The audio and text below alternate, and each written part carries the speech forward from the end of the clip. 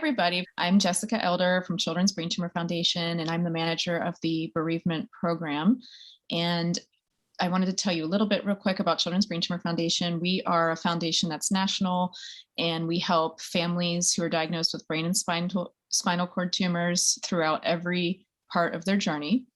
And that includes what we do here for helping our bereaved families in our community. So we are here tonight with Tim Marquez. He is a father who's been a volunteer in our bereavement program for a long time now. He's a parent mentor, and he's been supporting parents in our community by sharing and reaching out and sharing his story and just being available to listen and offer support because he wants to help people go through what he went through. So tonight I'm here to interview him because we really want to hear from him and what his journey and his experience has been like. And we just think it's really helpful for bereaved parents to hear from each other and from parents who are in different parts of their journey.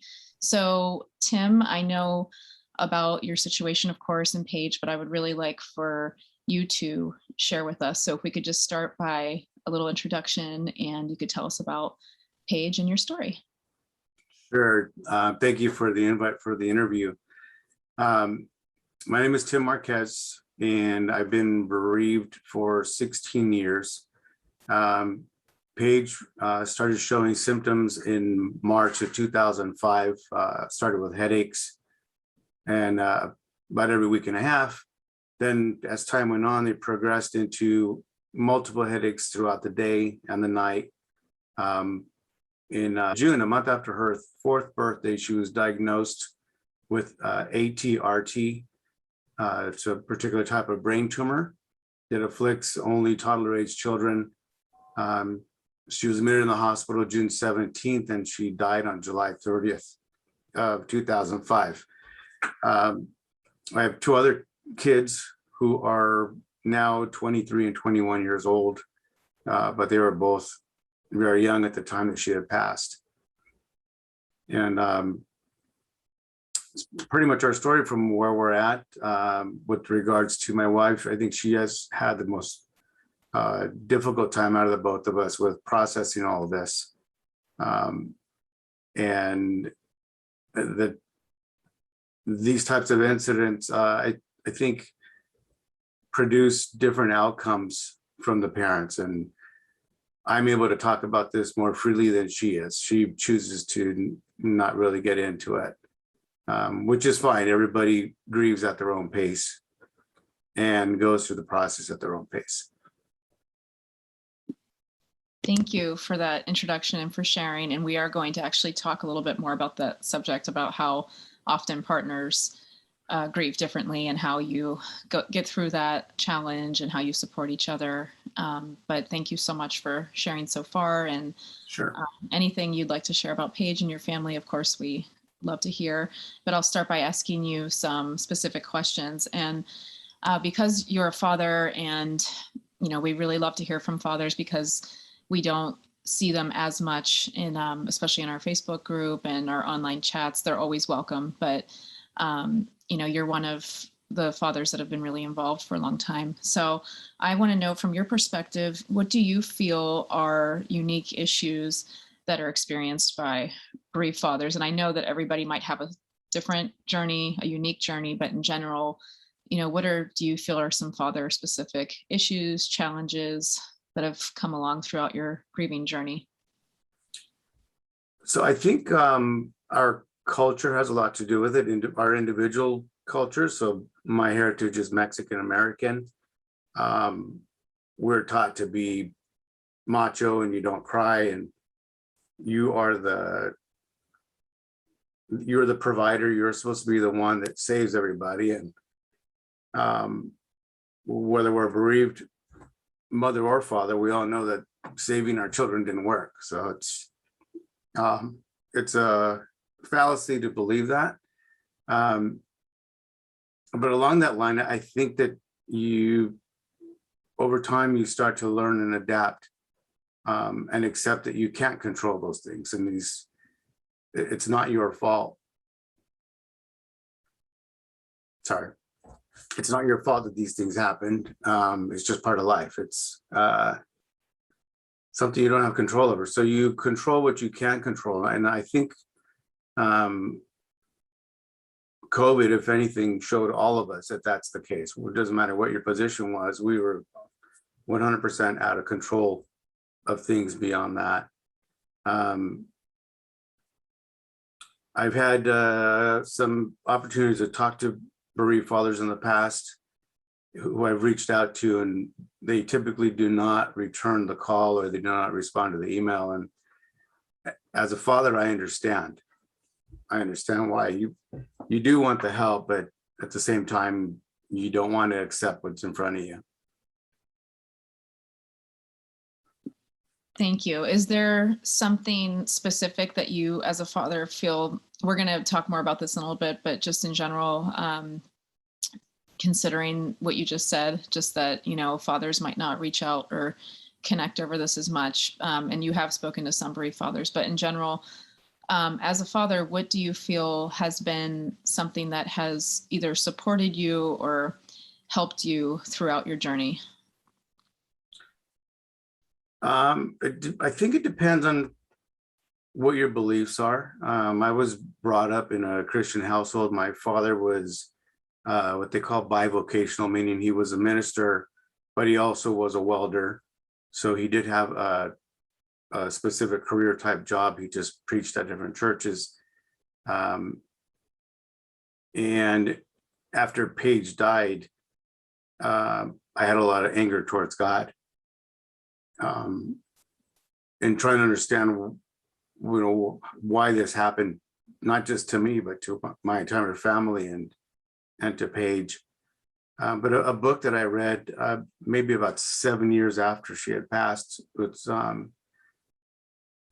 it's called Life's Not Fair, But God is Good by Dr. Robert Schuller. That book in particular really helped me get past the anger that I felt. And I think a lot of that anger that we hold in, it really just, it can send our other relationships, whether it's our marriage or with our surviving children, it sends them in wrong directions. You don't realize it at the time, but as you start coming out of the cloud of where you've been living in the post-death time, as you start to come out of that, you start to reflect and look back at all the damage that you caused and the repair now that's needed in a different category. But again, that book really helped me a lot. Thank you so much for sharing that, because that's such a common issue. There's a lot of bereaved people in general, anybody grieving any loss, but especially bereaved parents that go through kind of a change in how they view what their faith was or their religion, and they still want to have that relationship with God and they want to use their faith to cope, but they kind of feel confused because of what's happened. There's the anger and the confusion. And a lot of grief experts say that you have to, you know, reshape or maybe look at your religion or your faith in a new way sometimes in order to get past that. And it sounds like that book kind of that might be what it helped you do in some ways, just kind of, you know, maybe either shifted your perspective or just gave you insight that helped you work past those issues. So I'm glad that you shared that. And then what about, you mentioned before too, about when we were talking about fathers and connecting and coping differently and everything, but in general, would you say that talking was something that helped you, or do you feel like you're more, and this can be both mothers and fathers, but do you feel like you're more somebody who wanted to be like active and do other things, or was it talking and connecting to other people that you needed, or how do you, like, you know, some people find counseling helpful, some people don't, some people find talking and expressing their emotion helpful, some people don't. So I'm just curious how that part of it was for you. For me, I found both talking about it and trying to do something positive as a result of her death have both helped me. As you know, we are supporters of CBTF, as well as other families. We're actually in the process now of supporting a local family who's 5-year-old daughter just passed away a week ago today. I want to do those kinds of functions. My wife wants to, but has hesitation, and we kind of go back and forth, and I give her the space that she needs. I don't control those types of things. I just, back off, and whatever she's more comfortable with is okay. So it's been a process. I think over the last 2 years, I've actually changed a lot of the ways I have been. I used to be more of a controlling type person, and I began to realize, like I said earlier, about the mess I was making and the leaving in my path as I was going forward, and realizing that a lot of it had to do with trying to control things and trying to keep everybody happy, when in reality, I was making it worse, not better. I was trying to make sure that nobody was sad and nobody was mad, and I would try to control conversations and between within my family group, and that all those things were negative, bad things. Like I said, I had to learn to change who I am in order to improve those areas for myself. And I think the same thing applies to other fathers, because like I said, as a man, you feel like you're supposed to be the one taking care of everybody, but in reality, you can't do anything to control or take care of anybody other than controlling yourself. Thank you for being honest and sharing that. And I'm curious, did you feel like there was anybody who was able to validate that for you? Because you're right. I mean, just because you're the father, obviously, you can't control all of these things, even if it's a cultural thing or just your own personal belief. But do you feel like there was somebody who either helped you to come to that conclusion, or somebody who was able to validate for you that, that none of this is, your fault, or that you couldn't have done anything differently than what you did, or that it's not your responsibility to, do so much of the things that you were pressuring yourself to do? Well, the funny thing is, I didn't seek out counseling. I actually, this realization came to me as a result of hiring a business coach. And in doing so, looking back and just essentially analyzing myself, I realized the controlling issues that I had in my business, and then I actually realized that it's at home too. So, so in that sense, I guess you could say it's counseling. It's like I said, it's a third-party coach who looks at your entire life, not just your business life. He has encouraged me to go to and hire an outside counselor as well, and something I thought about, but have not taken that step forward either. So.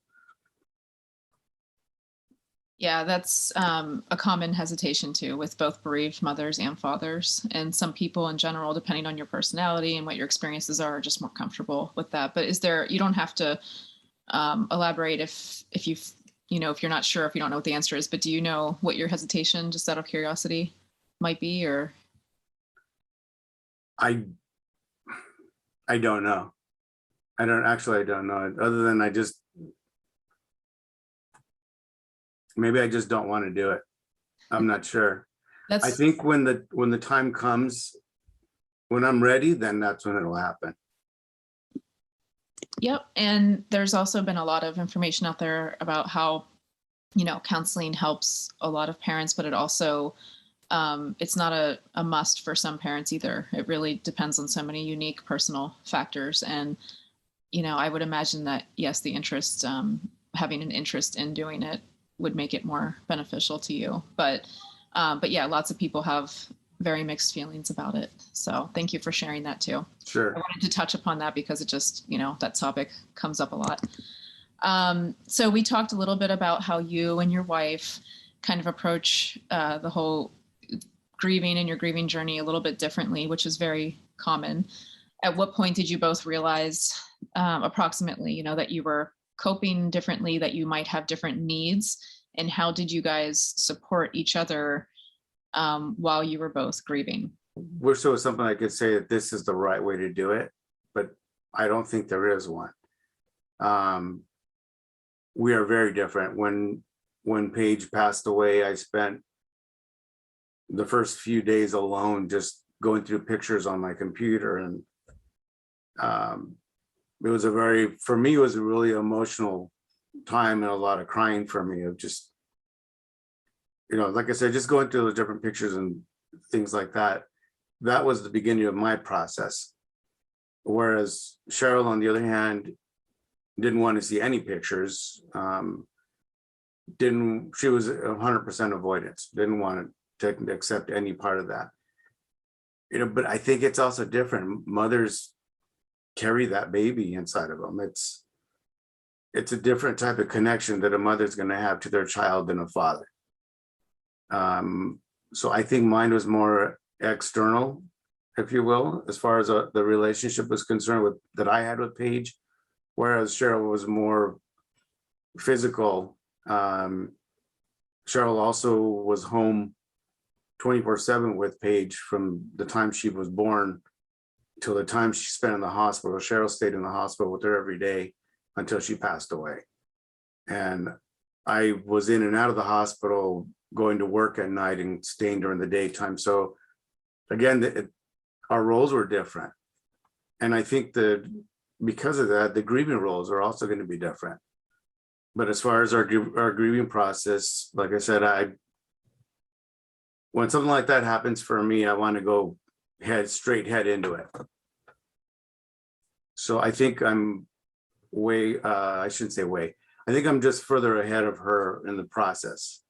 And again, it's because our processes are different. Yes, thank you for sharing that. And you're right, there's no right way to grieve. I think, what's important is that you grieve in the way that you need to grieve. But there's no right way, because there's many different ways that people go about it. And thank you for sharing and being honest about your experiences. Yes, of course, fathers and mothers can have different roles and relationships. And I wonder, from your perspective as a father, having to be in that role of the person working and, having all those other responsibilities while all this was going on, did that just come naturally to you? Like, yes, this is what I need to do? Or was it more of like an internal struggle? Like, did you feel, I don't know, did you wish to be doing more of what your wife was doing? And I don't mean this in a, there's no right or wrong answer. I'm just curious, because I haven't actually heard a father elaborate on that, because they do just automatically often have to be the ones that assume all these other responsibilities. And, we both mothers and fathers have unique responsibilities and very important responsibilities, but sometimes they can be different. So, and the family roles can be different, obviously. So yeah, what was that like for you? So I think I took on this. I felt that was the right thing to do for me, because we needed to continue having an income. And the law firm that I worked at, Grand Sale Law Office at the time, allowed me to come in and work during the night when nobody was there. I was an accounting manager at the firm at that time. And I was able to work throughout the night and then go back to the hospital in the morning and stay at the hospital during the daytime. So for us, I think we were fortunate that I was able to do that. Like I said, we still had to continue receiving money in order to maintain our living expenses while Cheryl was at the hospital with Paige. And then we still had our other two kids, one in elementary school and one in preschool. So I still had to get them to school and back and forth. So I think the roles were we never really said this is the plan. It just kind of, this is where the things fell into place. And that was a process we went through until the end. So you're basically saying the roles felt okay to you. It wasn't, right. Okay. Yeah. And somebody obviously has to take on that role. So I'm glad that you felt okay and able to do that, because that was obviously very helpful to your family. So you mentioned your other family, and that was actually your other children. And that was my next question. I'm just curious, in general, what have you learned about supporting your surviving children? What was the most challenging? What was helpful? Anything you'd like to share about that? That was probably the most difficult thing, I think, for both of us, Cheryl and I, because we didn't know how to support them. What we did with them after Paige passed, is there was a local organization called the Gathering Place, and they had a bereavement program for children who had lost either their parent or a sibling or a grandparent. Most of them were grandparents, and the kids went through their program. I think it was once a week. Cheryl and I would take both of them, Joseph and Blake, and they would spend an hour and a half with the grief counselors there. I remember one thing in particular, they gave them two different rocks. One was a rough rock that had a bunch of pits on it, and the other one was a smooth rock. And they explained to them that the two rocks are like life. Some parts of it are going to be difficult and have rough edges on it, and the other ones are going to be smooth. And it's just the two transitions you're going to go through as you continue in your life. And I think that's true. That applies to us as parents as well. The Bible talks about going through valleys of sorrow and bad times, but the way I see it now is without those valleys and then without those hard times, you're not going to be able to appreciate the peaks that you're going to get to. And for a lot of the bereaved parents, whether it's been a month, or 20 years, I think our feelings are somewhat similar to each other. Of course, we're still going to cry, and there's still things that bring us to tears, different memories we have. But the thing to remember is that there's always going to be a peak. Regardless of the valleys that we're going through, there's always somewhere better that we're going to. Thank you for sharing that. So you, with your surviving children, you talked about the Gathering Place and the help that the groups that you got them. What about as they grew older? Did new challenges come about in terms of like grief just showing up in a different way? A lot of grief experts say that, they kind of re-grieve a lot throughout the years because as they reach new ages and new developmental, growth in their brain and their life, they kind of reprocess the whole grieving experience, the loss, and they might go through it again in a different way or just have a new perspective on it. So I'm just curious if you, as your children grew older, if any new challenges came about or just anything you'd like to share on that. I think in the earlier years, closer to the time that she had passed away, they had a harder time. They would express themselves, but I think as time went on, they started internalizing more of it. And I would say more so my daughter, who was about a year older than Paige, I think she had a more difficult time than my son. It doesn't mean that they both didn't miss her the same, but their relationships were different. Blake and Paige were always together, to the point where Blake and Paige were both in preschool together until Paige got sick. So the relationship was different. People thought they were twins most of the time because they were so close in age. So I think Blake still has a harder time. Blake's 21 years old now.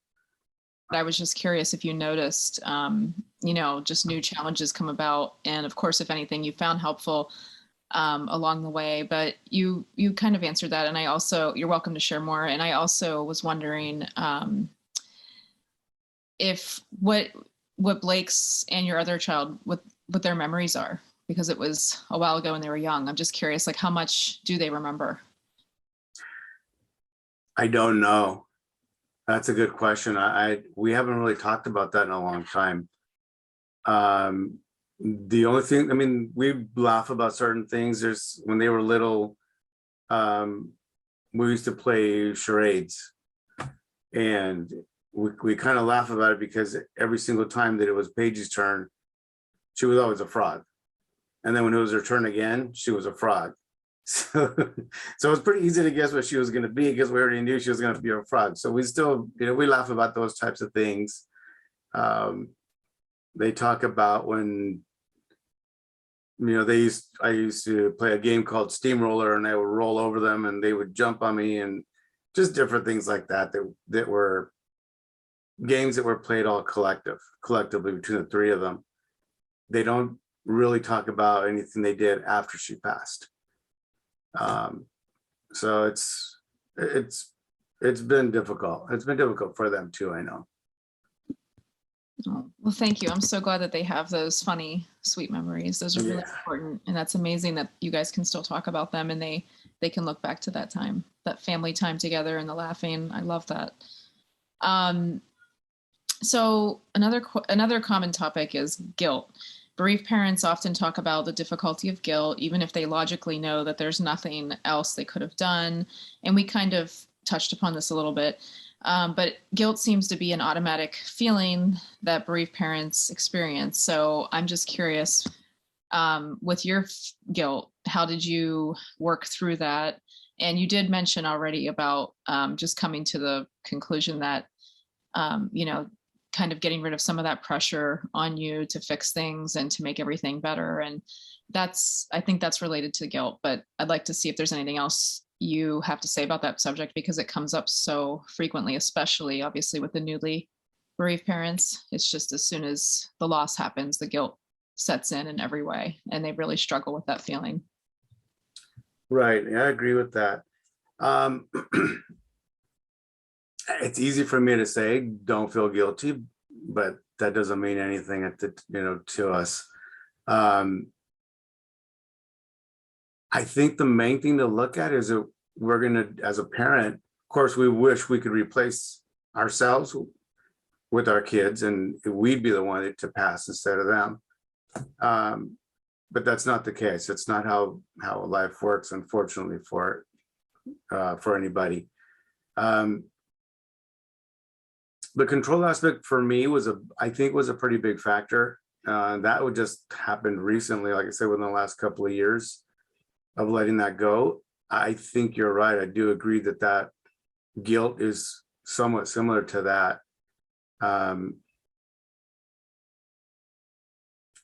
It's just a matter of being kind to yourself, and realizing there is nothing you could have done any differently to save them. We don't know what causes these tumors with the kids when they're this little. The professionals don't know what causes it. It's just something that happens. It's my own personal belief that we all have cancer in us, and there's just certain factors that happen in our environment that triggers it, and that's where the growth starts. But again, it's nothing that we could have done differently to save her, or any other parent out there that you could do differently to save your kids. It's just that life's not fair. It's just how it is.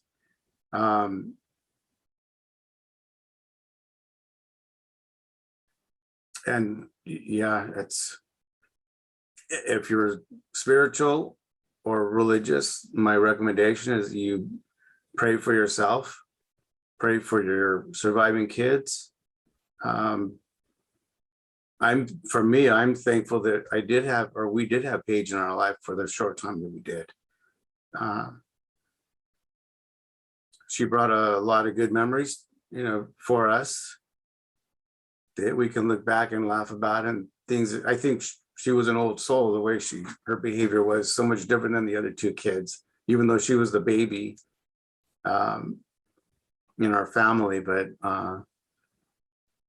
yeah, you focus on the good things that came out of it.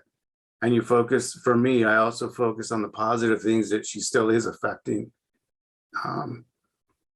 She drives so much of our generosity now. And like I said, it kind of gives a positive spin on what's happened to us so that we're able to help somebody else.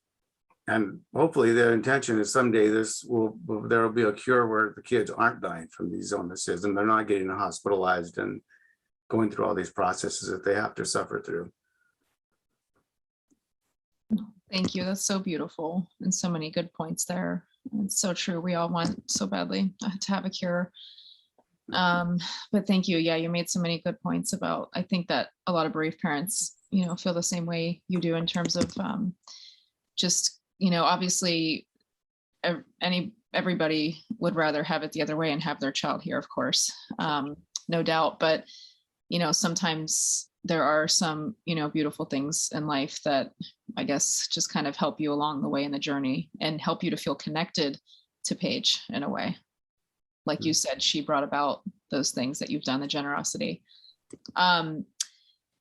So the next question I wanted to ask is, this is also a common topic that comes up, but I'm curious what you feel. Can you explain the difference between how you felt in your grief journey, those first, 5 years of grief versus how you felt now? So for example, what's the same? Because a lot doesn't change, and what's different? Because some things do change, because it's been 16 years you said for you? Right. Okay. 16 years. So if you could explain that difference, because that's one of the most commonly asked questions, is just from parents. What's my life going to look like, years from now? Am I going to always feel the way I feel now? What's it going to be like? And I know, again, this is unique for you, but I'm just curious to hear your experience. Sure. I think the experiences are similar. And in the beginning, it was a day by day function for me to go through. I would wake up sometimes you wake up in the morning and for a split second, everything's normal. And you tend to, I can't say forget, but your brain doesn't realize yet what's happened. And then within a few seconds, you start waking up and you're realizing, oh, this is my new reality. This is where I'm at. Sometimes you're faced with, and I just have to be honest, because I think we all cross that bridge at some point, which way you're going to go. You only have two options. You're either going to continue stepping forward or you're going to kill yourself. And I only bring that up, and it sounds dramatic, but I bring that up because I think a lot of people do think about that, and nobody talks about it. So I think it's an important factor to bring up, mostly because I think it's okay. It's okay to feel that way, but you have to make what in my opinion is the right decision, and that's that there are things to continue living for. You still, whether or not you have other children to live for, you still have things that you did enjoy before your kids got sick. You think about for me, where I enjoy myself outside of my work is going to be when out on a fishing boat or hunting or spending time with family. You have to focus and remain on track with the things that did make you happy. And those happy days, they do come back. You will be able to laugh again. It's sure a part of you is missing, but there's still a lot to look forward to. As far as what has remained the same, and I'm sure you can hear it during this interview, is my voice cracks a little bit here and there. It's 16 years. She would have been 20 years old this year. And, it's still very hurtful to me. It's still sad. I don't cry every day. I cry once in a while still, but not every day. And that's okay too. It's part of life. It's if you internalize all those things, I believe that it's going to eventually make you sick. And so I figure since I'm going to live to be over 100 years old, I don't want to be sick. So yeah, just keep stepping forward. Thank you again for your honest answer. You're absolutely right. I don't want to say every, but bereaved parents often, probably most of the ones I've spoken to, talk about what you just talked about. Just, I think everybody has thoughts about, just not knowing if they can survive this life once their child has died. And it comes down to what you just said, and they end up, it's whether it's family or other things in life, it's focusing on those things and having hope and faith that the journey, Sure. That they can move forward through the journey. And like you said, that joy will come back, because that was actually I'm glad you touched upon that. That was my next question. that is one of the most common questions, again, especially from newly bereaved parents. Will I ever feel joy again? Will I ever be happy again? They feel so lost and so hopeless in the beginning and years after, because there's also that challenge of, year by year goes by and still like they can feel almost, very similar or exactly to the way they felt at times several years later. So there's no timeline on grief, but we know that it's a very slow and gradual process to get to that point where you can feel maybe just the way that you hope to feel.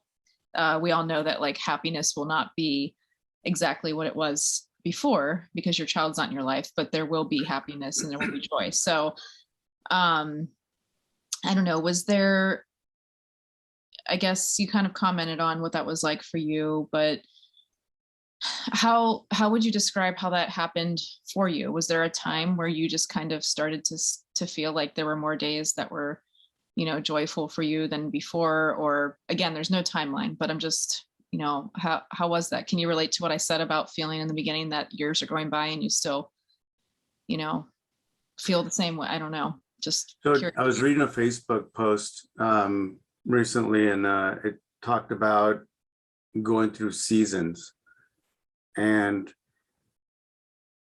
there's always seasons for everything, whether it's in your personal life or your business life. But for us, our season for Paige seems to be spring into summer, which during the initial oncome of the illness, and then her birth date in May, diagnosis in June, death in July. And then it progresses from there. Your school starts in September, which now she's not starting school. Then you have Halloween, there's no trick-or-treating, there's Thanksgiving, Christmas, and all of these things just in the very early years, it's a snowball and it just makes you sick to even get up in the morning. But I can tell you that over time, that starts to not be as bad as it was the year before. Of course, it'll never, ever be the same. And that's okay. The goal is to make it better every year as you're progressing. And a lot of times it's not every year, it's one day at a time. Today's a bad day and tomorrow I get to start over and try again. The important part is just keep trying. You have to keep moving forward. Thank you. That's very, very helpful to hear your perspective on that. So a lot of parents talk about how helpful it is for them to maintain a relationship with their children. So obviously it's a different type of relationship, but a lot of parents find comfort from staying connected to their children. So I'm just curious, how do you stay connected to Paige? And how do you continue your relationship with her? And what brings you comfort? What helps you feel close to her, connected? How do you keep her present in your life? That's a good question. I wouldn't say it's on a daily basis. We have a picture of her in our room, and we, the way we also keep a memory of hers, when we came home after she passed, Cheryl lit a candle, and that candle's been lit every day since then. So that candle is in our bedroom with her picture. Depending on how the day is going for me, I'll talk to her, whether I'm at home looking at her picture or at work, or even on a fishing boat. If fishing's not going good, I started talking to her and trying to get some help from her to get a fish to get on my hook. So I do little things like that. It's just, it kind of goes back to the same thing when the very first time I went fishing after she had passed away, I went by myself, which I never did before that. And that was a different type of experience. You get to talking to people you're around, and inevitably you're going to talk about, do you have any kids? And then you go into that story. And that was really good for me, even though these people didn't know who I was, but it was good for me to talk about her and to talk about what happened. And, sometimes you come across people who are in similar situations who can appreciate what you're saying from their own perspective and their own information that they can relay back to you as well. So that's helpful. But yeah, that just different memories I have of her that keep me going and the way we remember her. We don't go to the cemetery very often. When we do, we'll go and take her flowers, and typically around her birthday or around Christmas time. And it's fine. It's, you know, I don't think anybody likes going to the cemetery, but so that's how we just, you know, keep her in our thoughts and remember her and the little silly things she would tell us, and, you know, say to Blake or Joseph or Cheryl. So funny things she would do. Oh, those were really beautiful answers. And that's what a lot of parents do, talking to their children and pictures and rituals like your candle. Those are all amazing examples. So I'm glad that you found that way to comfort, to find connection to her. How about signs? A lot of parents talk about signs. Do you feel like you ever, I don't know, do you have moments where you feel good because you feel like you got a sign from her, or that she was present in some way? That's something that's a very talked about subject among bereaved parents, and it brings them a lot of comfort. Sometimes it's a dream. Sometimes it's, you know, they find something and they believe it's from their child. You know, a song, something that comes on the radio. Like, just curious if you have any examples, and if not, that's okay, but I'm just curious. Sure. When she first passed away, and again, you can take this for what it is. It's something that I do believe myself, but there was one night when I woke up, and what I believe was an angel was in the corner of our room. It was a bright oval shaped light that glimmered. And for me, I'm not saying that it was her as an angel, but I felt that was letting me know that she was okay, or she said. Prior to her even showing symptoms in February of 2005, I woke up from a nightmare. It was about 4 o'clock in the morning, and in my nightmare, one of my kids had died. I was holding him in my arms in a hospital. It was black and white. And I remember holding them, looking at their face, and their face was blurred out. I couldn't see who it was. So of course, went downstairs and checked on them, and they're all asleep and everybody's good. I'm thinking, okay, just a bad dream. And then about 2 weeks after that was when she started showing symptoms. It started with the headaches. So when June came around, and there was a team of doctors and psychologists and social workers, and they all came into her room, and they told us they had found a mass. For me, my brain instantly went back to that dream that I had. And I thought, okay, for me, that was the premonition or the warning, this is what's coming. And she's the one who's going to die.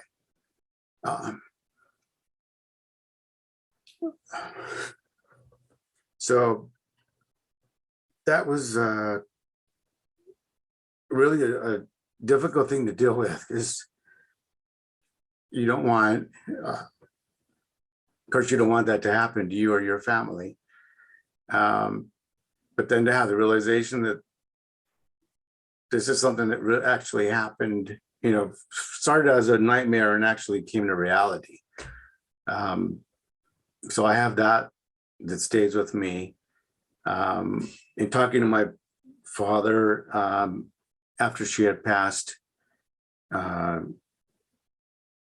was asking him, I guess more as a minister perspective than my father's, you know, why did God let this happen? And he says, I don't know, but something worse was going to happen to her later in life. That's what he felt. And then some years later, I was talking with my aunt, and my aunt was very religious. She just recently passed away. And she shared a story with me that after my dad had passed, she shared a story that she had hit her own head. She had a brain injury, a bleeding on her brain, and she was praying and talking to God. And she says, why did this happen to me? And then she says, oh, why did this happen to Paige? Why did she have to, get the brain tumor? And she says that she heard one single word, and it was catastrophic. And the way we believe is that some people refer to it as your gut feeling, but we believe that when you hear a word like that, it's either a word from God or it's a word from the Holy Spirit sharing that information with you. So when she shared that story with me, and with what my dad had told me before he died, I kind of took that to mean, well, it's similar. He said something worse was going to happen to her later in her life. And my aunt here is just where there's something catastrophic was going to, particularly, or may have been in place for Paige later in her life. So this was a way to remove her from that. It brought some comfort to me hearing that story from my aunt. So yeah, I think that, but I mean, getting back to the beginning of it, I think seeing the angel in the corner was probably more of the thing that was more of I felt was a message from her. Everything else, I've had dreams on occasion. I used to have a lot more when she first passed away, dreams that she was okay. I'd have other dreams that she was paralyzed and was just laying on a bed and couldn't even turn her head or anything. So it went different directions. I'd never have had a dream where she's talked to me or talked to anybody. But most of my dreams are she's smiling and she's playing, but of course she's always 4 years old in my dream. So I'm sure that's what most parents go through, is their kids when they're never going to age from where they were at.